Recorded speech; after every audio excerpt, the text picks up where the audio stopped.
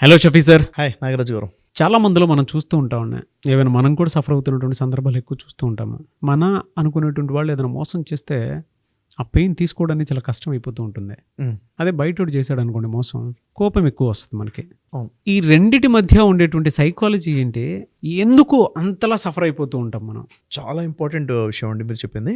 అనేక మంది జీవితాల్లో జరుగుతున్నటువంటి సంఘటన ఇది. నిజంగా చెప్పాలంటే ఒకే రకమైన మోసము మనకు తెలియనటువంటి వ్యక్తి, బయట వ్యక్తి మనం మోసం చేసినప్పుడు దాని ఇంపాక్ట్ ఎలా ఉంటుంది, మనకు బాగా తెలిసిన వ్యక్తి, మనకు సన్నిహితంగా ఉన్న వ్యక్తి అలాంటి మోసం చేస్తే ఎంత ఇంపాక్ట్ ఉంటుందంటే చాలా తేడా ఉంటుంది. బయట వాడు చేశాడు అనుకోండి, ఒక రకమైన కోపం వస్తుంది, ఏంటి ఇలా ఇలా చేశాడని చెప్పేసి కోపం అనేది వస్తుంది. అదే మనవాడు మన సొంతవాడు చేసినప్పుడు ఆ వచ్చే కోపము, ఆ బాధ, తీవ్రమైన బాధ ఉంటుంది. అంటే రెండింటికి మనం కంపేర్ కూడా చేయలేం, అంత ఎక్కువ గ్యాప్ ఉంటుంది. ఫర్ ఎగ్జాంపుల్ చూడండి, జరిగిన ఒక ఇన్సిడెంట్ చెప్తాను. నా దగ్గర కౌన్సిలింగ్ కోసం ఒక వ్యక్తి వచ్చాడు. అతనేంటిది, తన పేరు మార్చి నేను చెప్తున్నాను. ఫర్ ఎగ్జాంపుల్ అతని పేరు ఉపేంద్ర అనుకుందాం, అర్థం అవడం కోసం చెప్తున్నాను. ఉపేంద్ర అనే వ్యక్తి వచ్చాడు. తన సిచ్యువేషన్ ఎలా ఉంది, ఎందుకు నా దగ్గర రావాల్సి వచ్చింది, తను ఎవరు తీసుకొచ్చారు అన్నది మీకు క్లారిటీ వస్తుంది. ఏంటి తన సిచ్యువేషన్ అంటే, తను చిన్నప్పుడైతే వాళ్ళ పేరెంట్స్ చచ్చిపోతారు, వాళ్ళకి ఆస్తి ఉంది. ఆ ఆస్తికి సంబంధించి భద్రపరచుకోవడం జరిగింది. చదువులు పూర్తయిపోయిన తర్వాత తను చదువుకోవడం కోసము బయటికి రావడము, తర్వాత జాబ్ కోసం రావడము. చిన్నప్పటి నుంచి ఉన్నట్టు ఒక ఫ్రెండ్ ఉంటాడు, వెంకటేశ్వర్లు అని చెప్పేసి. అయితే వీళ్ళిద్దరు చిన్నప్పటి నుంచి కలిసి చదువుకున్నారు, కలిసి ఉన్నారు. ఆ తర్వాత ఇతను చదువుల కోసం బయటకు వచ్చేసి బయట ఉద్యోగం చేయడం మొదలుపెట్టాడు. ఇంకా సంపాదించే డబ్బుతో ఇంకొంచెం ఆస్తి వచ్చినా కానీ ఊళ్ళోనే ఇంకా కొన్ని పొలాలు కొనుక్కోవడము, ఆస్తులు అక్కడ ఉంటాయి. ఒకరోజు ఏమవుతుందంటే, ఈ వెంకటేశ్వర్లు సిటీకి వస్తాడు, ఇతన్ని కలవడం కోసం వచ్చాడు. వచ్చి ఇతనికి ఏం చెప్తాడంటే, కుటుంబ పరిస్థితులు అసలే బాగాలేవు, నాకు డబ్బు అవసరం ఉంది, నువ్వు నాకు సహాయం చేయాలి, మన స్నేహం నీకు తెలుసు కదా, చిన్నప్పటి నుంచి ఎలా ఉన్నాం తెలుసు కదా, అన్నీ జ్ఞాపకం చేస్తాడు. అవును కదా, చాలా మంచి స్నేహితుడు కదా, కలిసి చదువుకున్నాం కదా, కలిసి ఉన్నాం కదా అని చెప్పి అన్ని విషయాలు కూడా గుర్తొస్తాయి. గుర్తొచ్చిన తర్వాత ఏం చేయాలి, ఎలా సహాయం చేయాలంటే, నాకు ఇంత డబ్బు అవసరం ఉంది, నా కుటుంబ సమస్య నుంచి బయటపడాలంటే ఏం చేయాలి, నేను నీకు తిరిగి ఇచ్చేస్తాను, కానీ ప్రస్తుతం నీ ఆస్తులు ఏవైతే ఉన్నాయో అవి వాటి పత్రాలు పెట్టేస్తే నాకు లోన్ వస్తుంది, అది నాకు సహాయం జరుగుతుందని చెప్పి చెప్పడం జరుగుతుంది. ఇతను ఏం చేస్తాడంటే, సరే మన స్నేహితుడు సహాయం చేయకపోతే ఎలా అని చెప్పేసి నమ్మకంతో అతని పేపర్స్ అన్నీ కూడా, తన ఆస్తు కాగితాలను కూడా పెట్టేసి అతను లోన్ తీసుకోవడం జరుగుతుంది. ఏ డబ్బు అయితే ఇతను తీసుకుంటాడో ఆ డబ్బు తీసుకున్న తర్వాత ఈ వ్యక్తి ఆ ఊరు వదిలిపెట్టేసి ఫ్యామిలీతో వేరే ప్రాంతానికి వెళ్ళిపోతాడు. ఆ డబ్బు జస్ట్ తన ఎంటర్టైన్మెంట్ కోసమో, ఎంజాయ్ కోసమో వాడేస్తాడు అనమాట. ఈ విషయం తనకి ఆలస్యంగా తెలిసి వస్తుంది ఈ వ్యక్తికి. అరే, తన స్నేహితుడు తీసుకున్న డబ్బు తీసుకొని ఊరికి వెళ్ళిపోయాడు, అది కూడా వేరే వాళ్ళ ద్వారా తెలిసి వస్తుంది. షాక్ అయిపోతాడు, అదేంటి ఇలా అయిపోయింది. ఎంత షాక్ అంటే, చిన్నప్పటి నుంచి కలుస్తున్నాము, నన్ను వచ్చాడు, కలిశాడు, ఇంత నమ్మకంగా మాట్లాడాడు, నేను నమ్మాను, ఏదో సమస్య ఉంది, కుటుంబ సమస్య అని చెప్పాడు. నిజానికి సమస్యలు ఏం లేవు అక్కడ, మోసం చేసేసాడు. నిజంగా ఇది నిజమా, నేను నమ్మాలా, నమ్మశక్యంగా లేదే, ఇంత పెద్ద నమ్మక ద్రోహమా.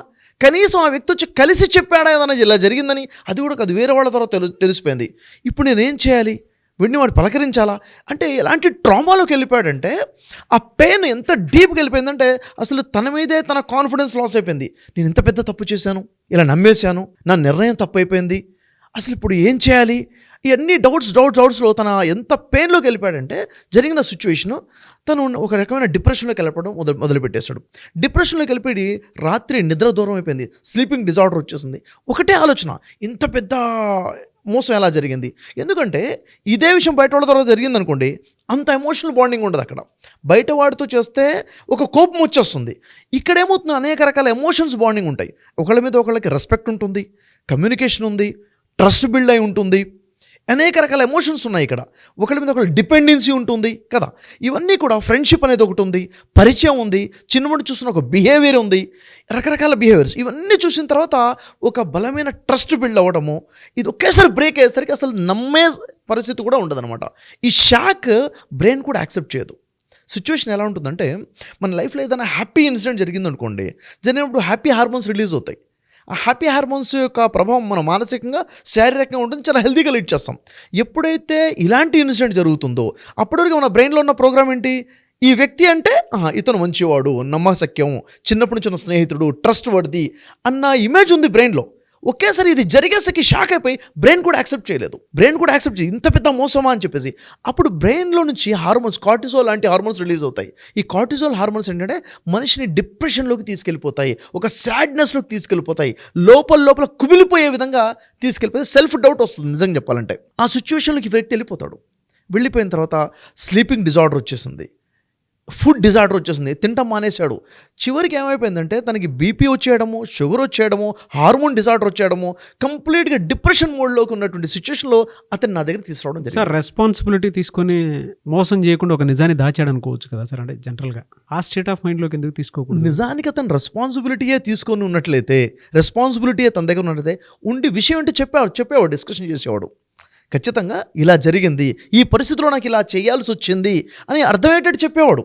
రెస్పాన్సిబిలిటీ లేదు కాబట్టే తను అలా వదిలేశాడు కాబట్టి తను షాక్ గురయ్యాడు, ఈ స్థితికి తను రావడం జరిగింది. అంటే ఇక్కడ ఏమర్థమవుతుందంటే వాడు ఇర్రెస్పాన్సిబిలిటీగా బిహేవ్ చేశాడు, నమ్మక ద్రోహం చేశాడు, నమ్మించి మోసం చేశాడు. విశ్వాసఘాతకం అంటాం. ఈ విశ్వాసఘాతకాన్ని, నమ్మక ద్రోహాన్ని మనిషి మనసు తీసుకోలేదు. చివరికి ఏ స్థాయికి వెళ్ళిపోతుందంటే మనిషి ఎంత డౌట్ఫుల్గా వస్తాడంటే అసలు నేను ఇప్పుడు ఎవరిని నమ్మాలా, మంచి వాళ్ళని కూడా నమ్మే స్థితి లేకుండా పోతుంది. ఏం చేయాలో అర్థం కాని స్థితిలో ఉంటుంది. ఇలాంటి డౌట్ సిచ్యువేషన్లోకి వచ్చేసినప్పుడు మనిషి సిచ్యువేషన్ అర్థం చేసుకుని బయటపడటం అంటే చాలా పెద్ద ఛాలెంజింగ్ అది. కాబట్టి ఇక్కడ మీరు అడిగిన విషయం, బయటవాడు మోసం చేయటం, బాగా తెలిసినోడు మోసం చేస్తే జీవితం కదిలిపోతుంది, డైజెషన్ చేసుకోలేమన్నమాట. అది శారీరకంగా, మానసికంగా కంప్లీట్గా ఒక ఒత్తిడికి గురైపోయే సిచ్యువేషన్ ఉంటుంది.